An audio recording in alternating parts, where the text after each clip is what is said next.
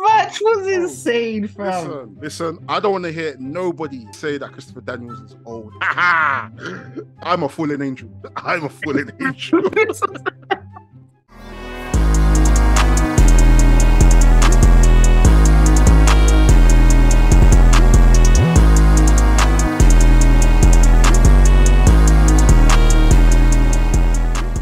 You're. It boys in the building tonight. Oh, what a feeling I'm feeling alive. You ain't even got to bring your purses out with your dope boys of the year. Drinks is on the house. We on the house. We back in the building. This is episode 4? Yes, sir. Episode 4. You know the vibes. Your boy, Delboy, with my co-host, Young Wolf. Get me Young in Sasuke, the building, man. Young Jem. What you telling me, bro? You good? Yeah, I'm good, man.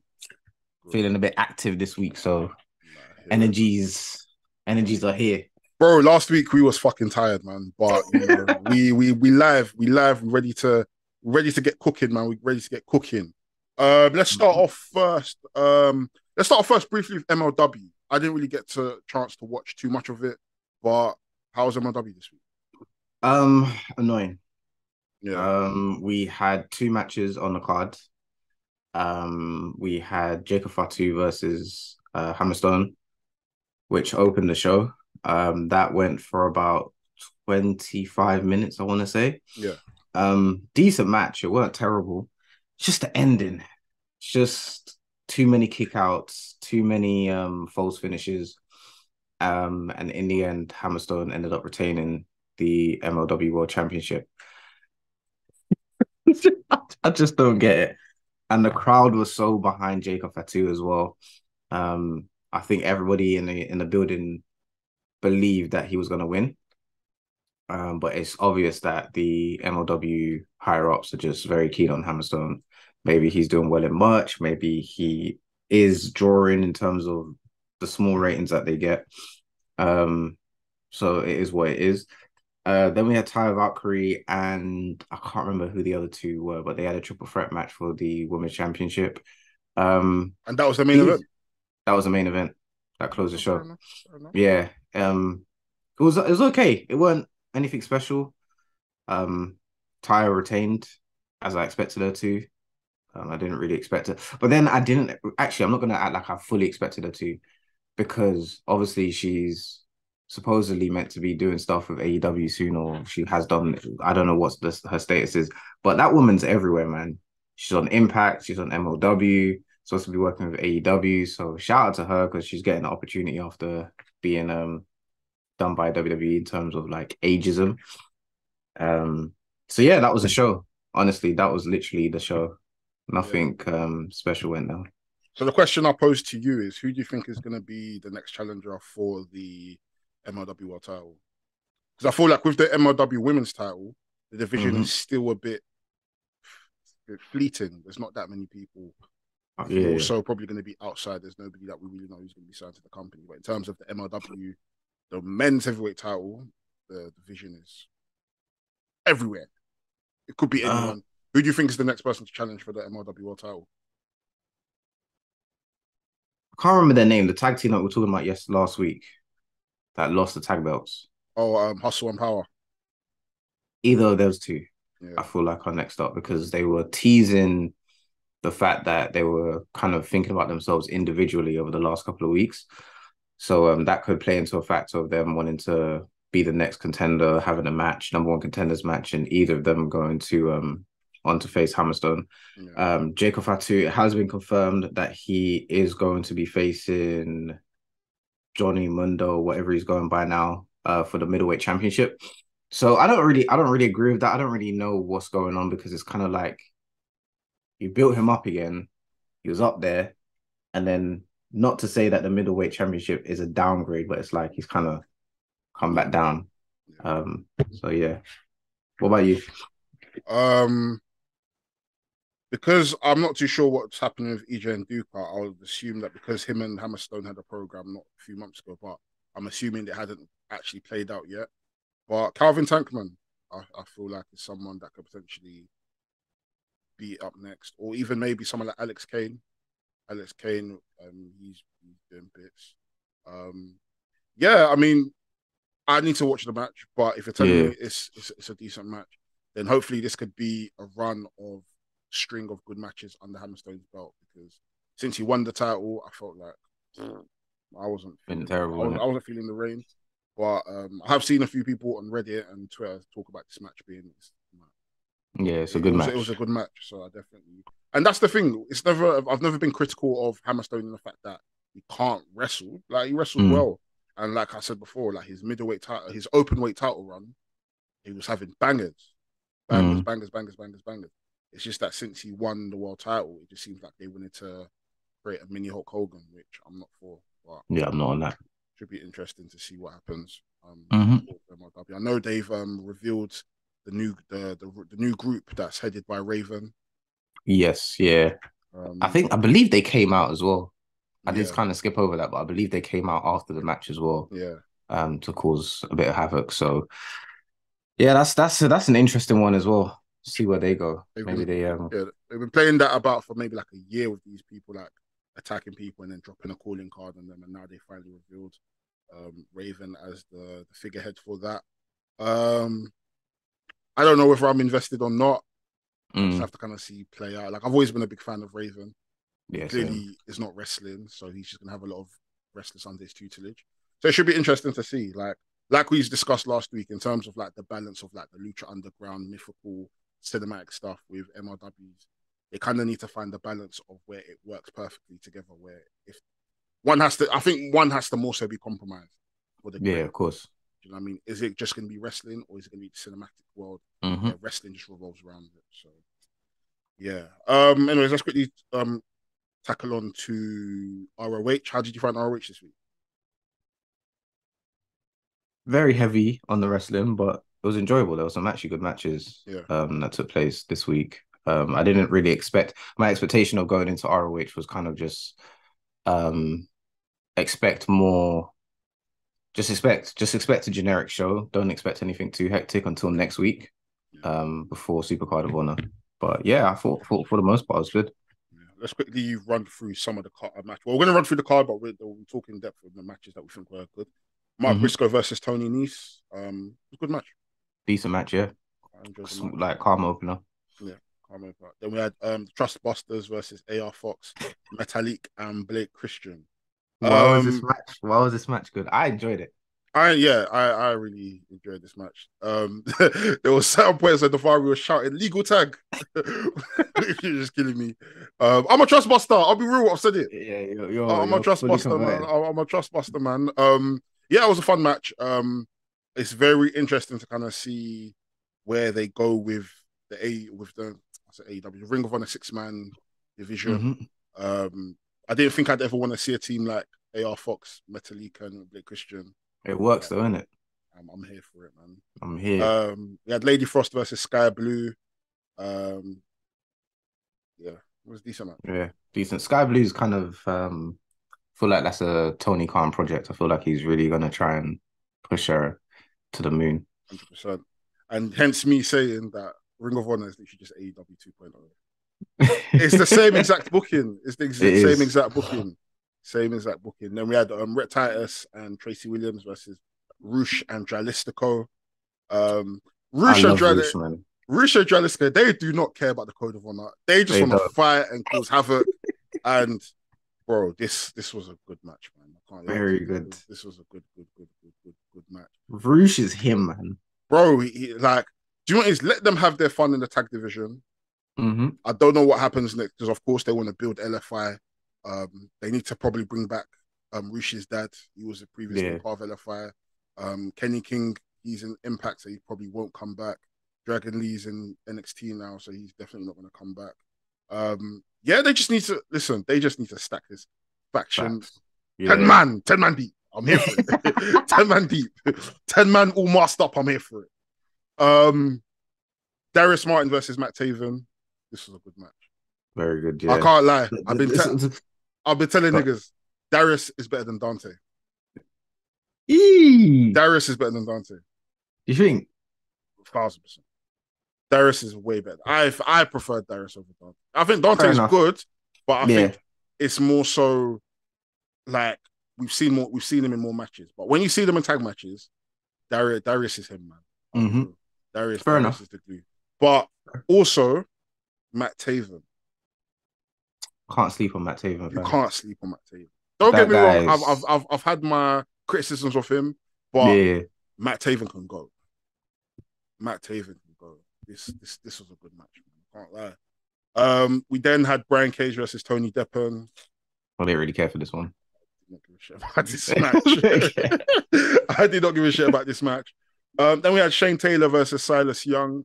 Bunch of beefy men beefing it up. Pause.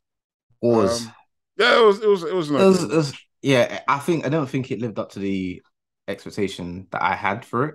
Yeah, but it was still good nonetheless. Yeah, no, I did. I like we spoke about last week in terms of like the television division kind of being clear cut, and we kind of know who is in it and who's venturing for that belt. I think this was like a decent showcase to kind of show that. Yeah, these are two former television champions. One being one of the longest reigning. Actually, both of them had pretty good reigns. Very good runs, yeah. Maybe Silas Young's probably had won it the most. Please don't quote me anyone. Just going off my own memory. Yeah, I'm intrigued to kind of see, because clearly we know Mark Briscoe's he's winning that belt. Yeah. So it'll be interesting to kind of see who's gonna gun for him next. But yeah, and Shane Taylor ended up picking up the win. Yeah, it was all right. Yeah. Yeah. Then we had Miranda Alizé versus Billy Starks. Billy Starks is over.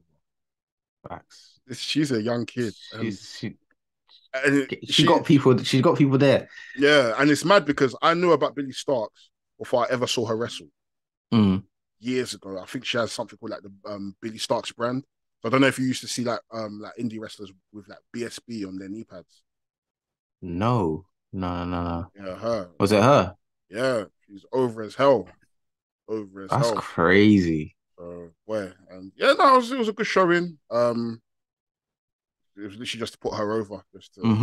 But yeah. Then next match we had Matt Sydal and Christopher Daniels versus Aussie Open. Bang. What type of music is this? Back about this year, baby. Bro. This match was insane, fam. Listen, I don't want to hear nobody say that Christopher Daniels is old. Trust me. I don't want to hear none of that. Both teams put on an absolute fucking show. He was moving. I saw Daniels. Yeah. Absolute fucking showing. Like, it felt like I was watching X Division Daniels again, fam. Bro, I felt like I was watching Ring of Honor in the mid-2000s. Like, Matt Sydal didn't miss a beat. Christopher Daniels didn't miss a beat. Aussie Open are fucking Aussie Open. They're them. Bro, there was one move, one spot, I think Matt Sydal wanted to go for like a head scissors. And then and then Carl Fletcher spun it around into a tombstone. I said, get out of here, man. Get out of here, man. What the fuck? This match. I was at work. I say, yay. Bro, I can't lie to you. Ring of Honor's tag division is certain. There. It is solid. Like, we have nothing to worry about. Whoever wins the tag team titles at Supercard of Honor, they're well deserving. And I can't lie, it has to be Aussie Open. I'm so sorry. It has to. Aussie Open have to be Ring of Honor tag team champions. They're too good, man. Bro, that match, like, don't get me wrong. Not that I was detracted in it. Like, I love Christopher Daniels. I've always been a big fan of him. But it was kind of getting to a point where I was like, okay, man. Why am I trying to see this guy on TV? Yeah, man. Like, you know, like, have your small legacy run and let the young cats have their fun. I don't want to hear that. I don't want to hear that. Hey, listen. I'm a fallen angel. I'm a fallen angel. Yo, this match was fucking cold, man. Listen, I'm excited for that ladder match. I'm surprised Christopher Daniels and Matt Sydal aren't in it. That would have been sick, but I'm guessing they might be first in line. So that should be a good match. Then we had. I just want to say, we all need to just give Matt Sydal his flowers, because I feel like he's a very, very underappreciated performer. That guy is one of the smoothest in the rings, very consistent. Moveset is on point. He may not have like the charisma or the aggression that we want to see from someone. But like at the end of the day, like his in-ring work, like it talks for itself, innit? That 100%. match there, I saw it again. I was like, yeah, I see why WWE signed you back in the day. I see why you were one of the most consistent performers on the indie circuit. I see why AEW picked you up. Like I see it. Because if you need a match and you need someone to just put someone over, or you just need someone to just put on a banger, you just go to Matt Sydal and say, yeah, listen, we need you quickly. Bro, solid. Like, in the way that he's kind of like, you've seen his growth in ring in terms of like, he used to be a very like high spot wrestler. But whereas now it's kind of like, everything that he does is deliberate, and he's kind of like mixed in with a lot of like submission, a lot of technical wrestling. Like, he's a very good all-round wrestler. Yeah. And yeah, like I'm intrigued because he had a sick Impact run where I think he might have been X Division champion and he was like a Grand Slam champion. Yeah, I remember. And yeah, like he had even though he's not well known for his character work, but him as a heel was very, very good. Like he had very, very good heel work. And you know, he had sick partnership with Ricochet in Japan, PWG. Like Matt Sydal he's cold. He's him, man. So I'm very intrigued to see, like, even if the tag team stuff with him and Daniels doesn't pan out to anything, where he goes in a singles capacity, because it's clear that he's not going to really do much in AEW. But in Ring of Honor, he has all the bearings to even be a pure champion. He has the bearings. I was going to say a television champion. So should be very interesting. Let's quickly go into the main event: Samoa Joe versus Cheeseburger. There's not really much to say about this. It was a squash. It was a squashings. It was a drillings. It was a billings. Samoa Joe came waving of the 4-4, kicked down the door. My boy was not playing games, fam. Sent a message loud and clear. Yeah. I don't think this match was even longer than 10 minutes. Nah, it wasn't. It did what it needed to do. Yeah. It was barely a match. It was more so attempted murder. It was attempted murder. But yeah. Good show. Good show. We've got one more show before Supercard of Honor. We've got to talk about the promo. Hey, Cesaro. Cesaro said, wait, you guys said I can't speak? You man said I'm not BCC material? Hold my coffee. I'm coming for you guys. Pause. I couldn't believe it. Man said to Eddie Kingston, you're the biggest waste of potential I've ever seen in my life. I said, bro, I couldn't believe it. And Eddie Kingston didn't even know what to say. Eddie Kingston was just like, yeah? I said, Eddie Kingston lost for words. Nah, this can't be. But it did. I wouldn't say it built up. Like, I'm not excited for the match, but it teased us small. It teased, yeah. Small. And if I get Cesaro like this all the time, Claudio, if I get Claudio like this all the time, I'm not gonna lie, I'm not gonna be mad at it. It's the cheesy stuff, and it's the theme song. Change the theme song. I need something a bit more grittier. Like, don't get him to drop these babyface like promos. Like, obviously, from what we've seen on AEW anyway, it looks like they're all kind of just on smoke right now, innit? Yeah. People are comparing it to like what the Shield used to do back in the day. Just come out and just batter people. But if I get Cesaro like this, I might change my opinion on him. I'm not gonna lie. Yeah, I mean, for the most part, it is very intriguing to kind of see, like, it's mad how when we criticize someone, they always try to throw it back in our face, and I hate that because I wouldn't be right. I wouldn't be fucking right. But yeah, like you said, it hasn't fully sold me.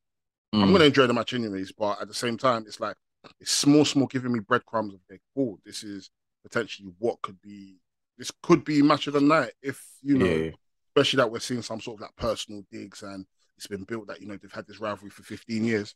So like, for the most part, like, I'm very intrigued to kind of see where this goes, especially this week.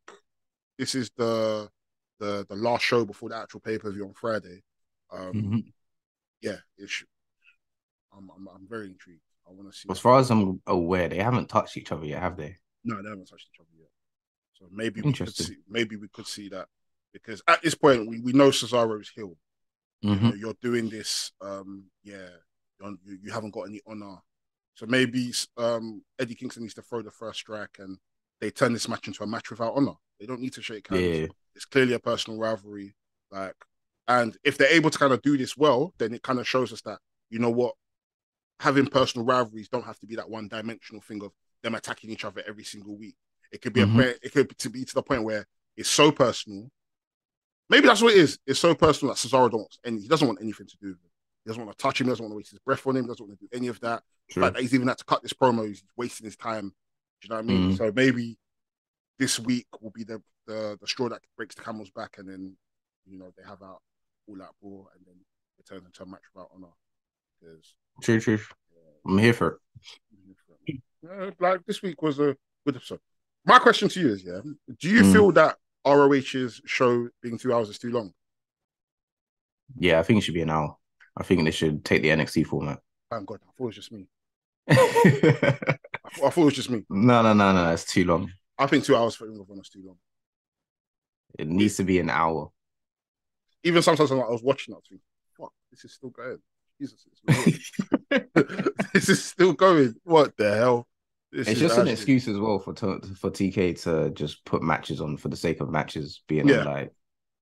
I would rather you condense the show to giving us matches and stuff that enhance storylines rather than, obviously you need the 1 and 2 little matches to get people used to certain superstars or whatever the case may be. But for the most part, like what we had in NXT, and I'm sorry to compare, but it was like matches were on the card to lead to stories or to enhance stories or to tell more story. Like, it wasn't there for the sake of it. When you have 2 hours, you just have the excuse of, oh, we need 15 minutes. Just give that to so-and-so because I haven't used them on AEW. Do you know what I mean?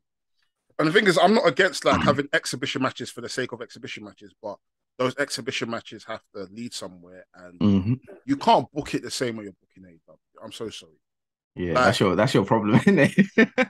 Sky Blue versus Lady Frost. I knew for a fact that Lady Frost was not winning because you're gonna favor someone that's signed to the company as opposed to someone that's not necessarily signed. So what's the fix to that? Sign more fucking women.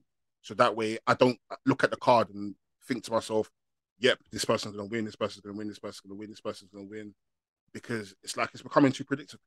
And Ring of Honor was never that. Ring of Honor, there was never an ounce of this person is going to have to, like, I want to be able to watch Ring of Honor and look at it like a fan. Yeah. That's watching Ring of Honor as opposed to someone that watches AEW and knows how AEW book stuff. So then I'm watching this and it's like, but yeah, I'm looking forward to Supercard of Honor. I'm actually going to be there live. So, cheese. Yeah, it's gonna, man. My second Ring of Honor event I'm going to live. I went to one. Oh, that's gonna be yes. It's the ladder match. That's the one, innit? Vikingo versus Commander for the Mega AAA Championship is going to be on the card. That's the match. That's the match, bro. That's the There's match. too many bangers on this card. Yeah. I can't lie to you. The difference in the US, in LA and UK, is 8 hours. You still might have to do a It Boy episode. I can't lie. We might have to do 2 hour special just to talk about that pay-per-view. Do you know what I mean? Let's quickly go into Impact. How was Impact this week? It's terrible. It was literally tag team special. Like every match was a tag team match, 6-man tag match. I just don't know what. Like, this is why I didn't watch Sacrifice, because I just wasn't invested in anything going into the pay-per-view. They even had this segment backstage where, you know, they were having like supernatural stuff happening and it was all cinematic, and I was just like, I don't know what Impact's trying to do. I don't know what they're trying to do, and I can't lie. Like, there are glimpses of them trying to do better in it, but then a lot of it is still very much like no direction. It's just directionless. So yeah, you know, they didn't. That obviously that episode was taped. I did watch one segment from Sacrifice, and because it was on, but I didn't watch it.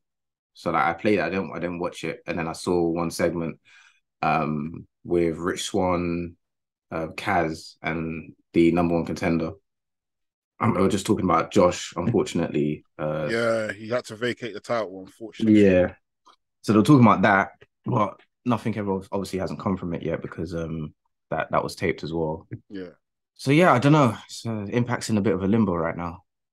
How are you Yeah. feeling about it? I mean, I watched Sacrifice. Mm. Sacrifice. It wasn't really much to write home about, if I'm being honest. Yeah. Um, for me, the standout matches were Mike Bailey versus Jonathan Gresham. Hmm. That was, I mean, if you know Mike Bailey, you know Jonathan Gresham, you know they're going to deliver 20 minutes of just Mad. technical reversal sequences. Um, I feel like Jonathan Gresham has kind of like found his stride and impact. I Which felt is like good. I felt like what my issue with Jonathan Gresham, because I've been trying to defend this nigga and say that this guy's the best technical wrestler in the world. Yeah. Obviously, people will say the likes of the Zack Sabre Juniors, they'll say the Daniel Bryans, which I will never argue against. But in terms of like what I look at Jonathan Gresham is clear. Hmm. You know what I mean?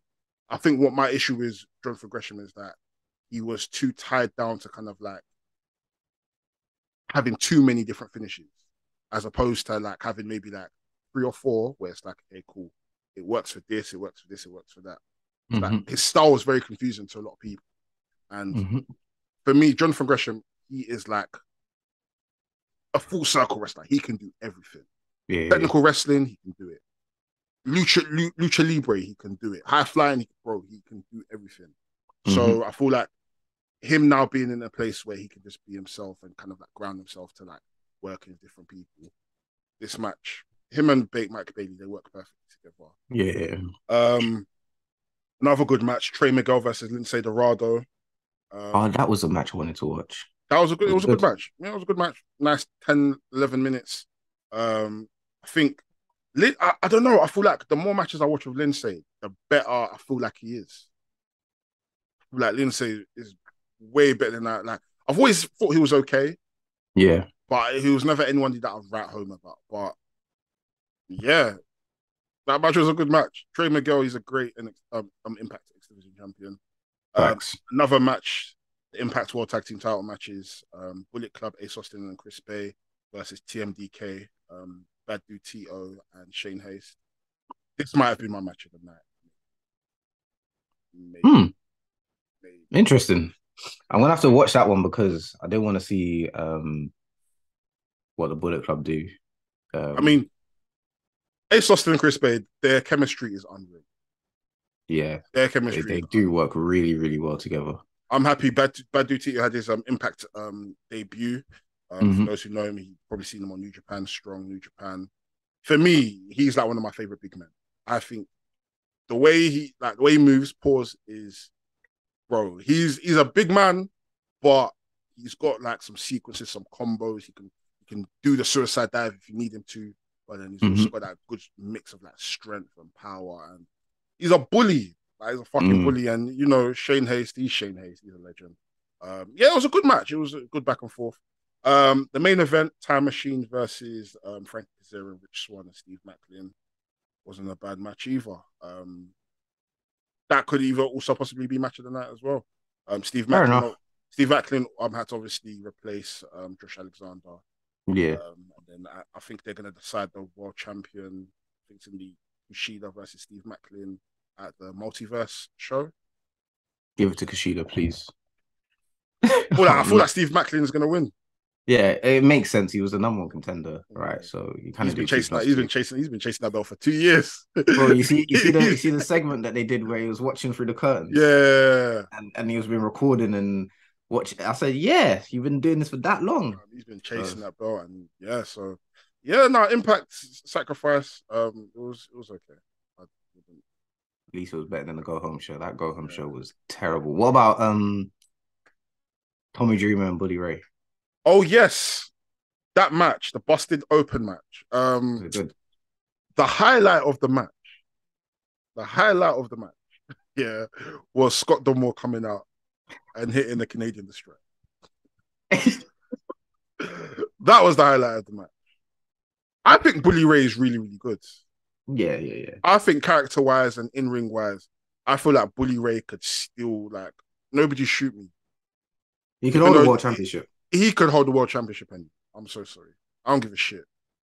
No, I don't give a damn because I'm with the it. way he speaks on mic, it's no different from what MJF is doing.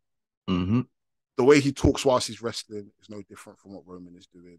Mm-hmm. I mean, I'm not saying that his work rate in ring is as good as them two, but what he lacks in ring is made up for in terms of his character work and his promo work. And it's not like he's bad in ring; like he's pretty sufficient. So it's telling stories, isn't it? Yeah, and then what's it called? Scott D'Amore at the end of the match, he hit him with a Canadian destroyer, which was interesting to see. I haven't seen him do it in years. I think he was the one that actually invented it. Oh, mad! Because he trained Pete Williams. Pete Williams, yeah. So I think he's the one that actually. I think he's the one that actually invented it. So I do remember seeing clips of him doing it before Pete Williams was doing it. So either him or Pete Williams, one of the two, but he was one of the first people to also do it as well. So yeah. That was Sacrifice. I know they had Sacrifice, the second show yesterday. I didn't get a chance to watch that, but I'll probably check it sometime this week. Yeah, I'll probably watch it today. I know Miyu Yamashita was on the card in a 4-way match. My babes. Need to either on the 4-way match or a singles match, I can't remember. But yeah, I need to definitely check that out. Death Kick, whatever she calls it.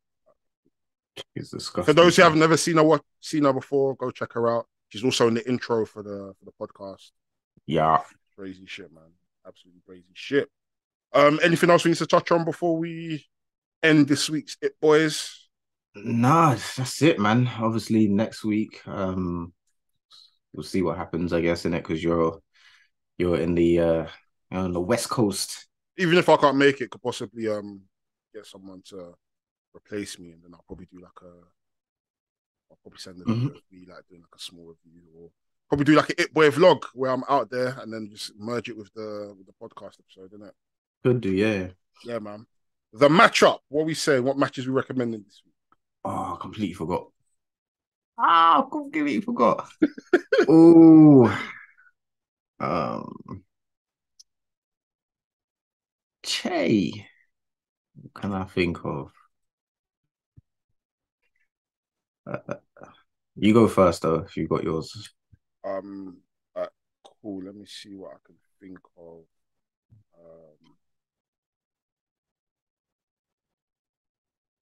All right, cool. My one is gonna be. Actually, wait. Let me double check. One sec. All right, cool. My one is gonna be a match from Prestige Wrestling. You guys up? It is going to be Alex Shelley versus Bandido for the Prestige Wrestling Championship. Roseland 3. It's a good 25, 26-minute match. Bandido, you guys already know Bandido. You guys already know Alex Shelley. So you get 1 + 1, you add 2. It's simple maths. Simple mathematics, is it? I'm gonna. I feel like I've done this one already. Have I done Oku and William Ospreay? Yeah, you've done that, bro. You can't do that one. Can't do that one again. Shibata versus Kyle O'Reilly, 2016. Ring of Honor. Yeah. What, the TV title? TV title one, yeah. Banger. Absolute banger. Yeah, I'd go with that one. That's that. Yeah, this has been the It Boys. Any announcements? DTW's coming back. We might have a very, very special guest for all our 2K gamers. Oh, yes. Yes, sir. For those who are into 2K gaming, we might have a very, very... I say might. They're definitely coming on. It's just a matter of when. When, but we're going to have a very, very special guest for all you WWE 2K gamers, so make sure you guys keep your eyes peeled. Got some Wrestling's 2K content coming out real soon. Shouts to Moses Brown, the GM. Yeah. Got DTW that's coming out real soon. Shouts to the GM, Jem. And we've got CWH that's coming. Shouts to Ola. So you guys, for all the gamers, you know, the It Boys is not just about the indies. It's about we talk about gaming as well. Games, yes, sir. You know what I mean? So, yeah, man. As you guys can see, the 2K stuff. You guys can probably see you guys can't even see it. The PS2 games on the side. Get me? So, you know what I mean? Yeah, we got loads of different content coming for you guys as well. And yeah, if there's any promotions you guys want us to check out, whether it's the UK, Nigeria, America, Congo, Jamaica, listen, if it's Gaza Championship Wrestling, please let us know, man. Let us watch out. Let's watch English. Let us watch some wrestling, man. Get me. This has been your boy Delboy. Young Wolf in the building, man. We out. Boys, make sure you guys lock in, like, comment, subscribe. If you guys want extra content, be letting us know. Let us know which matches you're enjoying. What get me? Like, interact with us. Talk to the man. Do you know what I mean? Get me. I'll slide tackle you. Trust me. Signing out. Peace. Peace.